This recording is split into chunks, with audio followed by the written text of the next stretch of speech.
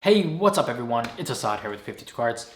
Hope you all are doing really well. In today's video, I'm going to go over a classic card trick in Magic. This is called the card to mouth, and it's a killer effect. If you haven't already, check the last video on the channel. That's a live performance video that Vin put up of him actually performing this in front of an audience, and you'll see the amazing reactions that I can get. This is such a good trick because it creates a level of astonishment, but more than just that, it's like a really funny trick. It makes people laugh a lot, which a lot of card tricks don't necessarily have that effect. So check out that video and you're gonna learn about the presentation of it and the timing of it and the misdirection. But then if you wanna learn about the actual method and the handling of it, that's what I'm about to get into now. So let me take you behind the card table and I'll show you the handling of card to mouth. One more thing, I did a giveaway in my last video for a trick called Sucker Punch. The winner of that is Matthew Burns. Congratulations. I'll send you a message here on YouTube, get your information, and ship this out for you. There will be more giveaways here on the channel in the future, so stay tuned for that.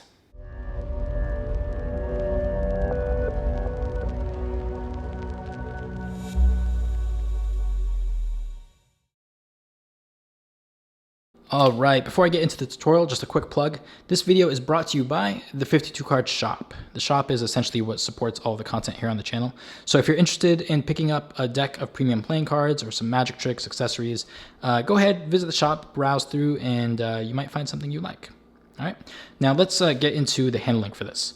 So one thing I'll say is I think this trick is especially good as kind of a follow-up or a finale for a previous trick that you just did. You can do it as a standalone trick, but it works especially well as just kind of a kicker of a previous trick where you've already had a card selected and you've already found it in some way, and then almost as an afterthought, you're like, okay, here, let me show you this one more thing.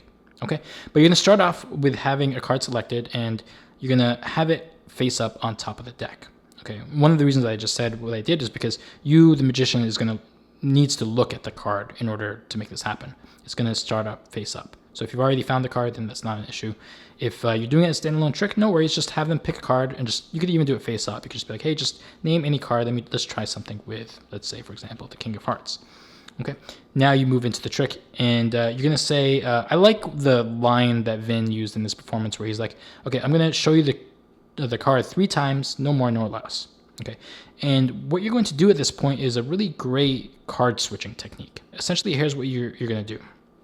While the card is face up on top of the deck, you're secretly going to be obtaining a little pinky break above the bottommost card, okay? And there's a few methods for doing that. I like to just kind of pull down with my pinky on that bottom card, and then I retain that break right there.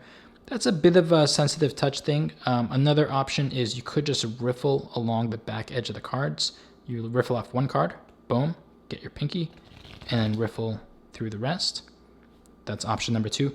The third option is you could just spread through the cards, and then as you spread to the last card, you can kind of insert your pinky right above it, and then as you close up, you now have that pinky break. So use whatever method is most comfortable for you. It really doesn't matter. Once you have that break right there, you're going to transfer it to a right hand thumb break. So right now you're holding the deck in left hand mechanics grip. You're going to be transitioning to a right hand billow grip while maintaining that break with the tip of your right thumb, okay? And at this point, immediately afterwards, you're gonna swing cut the top half of the deck into your left-hand half. So I've made a full tutorial on the finer details of the swing cut, so I'll link you to that in the description box down below in case you wanna learn it. But briefly, all you're really gonna do here is with your right index finger, you're picking up on about half the cards, and then you're swinging them to the left. I'm kind of pinching the left edge of this packet of cards right here at the base of my thumb, and I'm carrying it away and holding it in the left-hand mechanics grip. Okay. At this point, you say, this kind of goes along with the line. I'm going to show you the card 3 more times, and that's it. So 1, 2, and you can do it slowly, and then for the third one, and by the way, as I'm turning these cards over, all I'm doing here is I'm pushing over the card with my thumb, and then I'm using the left edge of my right hand half to kind of just pivot that card and flip it over. 1, 2, and then for the third one, I'm resting the right hand half on top, And then with my right middle finger and ring finger, I'm contacting that topmost card, which is the selected card in this case, and I'm pushing it forward halfway while the rest of that bottom half stays put.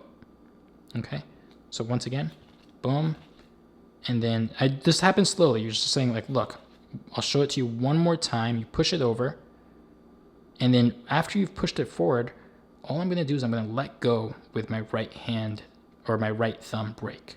So essentially I'm depositing a random card on top of the card that is now out jogged.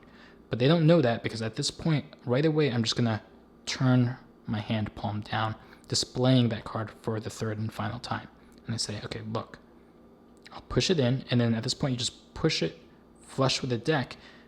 They have no idea that there's a random card above it. So you're gonna push it flush, immediately turn your left hand back palm up, and then thumb over the topmost card. They have no reason to suspect that this is anything but the card that they just saw. It's a very convincing switching technique, just a nice illusion right there. Okay, once you're in this position, now you're gonna secretly load the card into your mouth and carry on with the rest of the routine. So let me go back to the previous angle to show you that section of the tutorial. Just practice that switch, get it down smoothly so that you can do it without any hesitation or anything like that. Should look like this in real speed.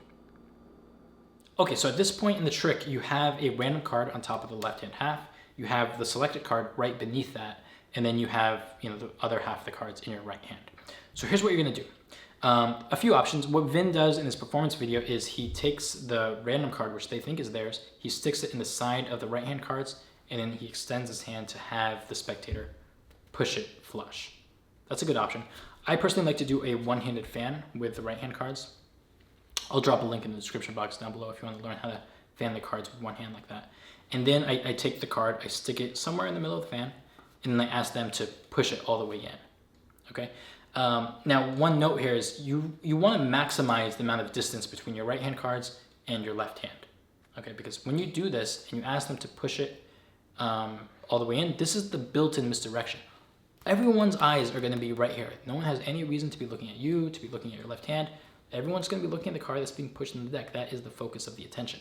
So as they're doing that, my left hand is just very casually going to raise up. I'm thumbing over the top card, which is their card, and I'm literally just sticking it in my mouth.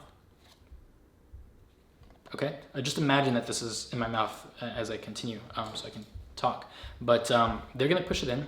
After they've pushed it in, after you've loaded, you're going to bring your left hand forward.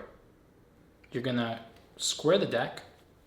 You'll want to lower the deck so that, again, there's that difference in altitude or height between your mouth and the cards. You want them looking down at this point. And, you riffle the deck, maybe do a shuffle, and then at some point you do just a motion, and then you kind of just wait. And at some point, it depends on how many people are watching you at this point, but at some point, someone's going to look at you, they're going to be kind of confused, and then they're going to look up and notice the card in your mouth, they're going to react. And, sometimes what will happen is, and you saw this in the performance video with Vin, is that people, other than the spectator, noticed it first, they laughed, and then the person who selected the card was like really confused. And that's what makes this so much fun, is that people see what's happening before other people, and then there's this conspiracy going on, and it ends up just being a lot of fun. The more time that you can delay between other people noticing the card in your mouth and the initial spectator who actually pushed the card in notices, the more fun this is and the funnier it is. So this is just a great way to experiment with audience management and timing and misdirection. I know some of you are going to feel nervous about this loading move, but don't be. Just try it. You might surprise yourself at how easy it is to get away with that. The misdirection is perfect in this. So have fun with that. I hope you enjoy it. If you like this video, please do give it a like. Subscribe to the channel if you want to learn more about cards and magic and all that good stuff in future videos. Leave a comment down below if you like this video, and I will see you in the next video. Peace.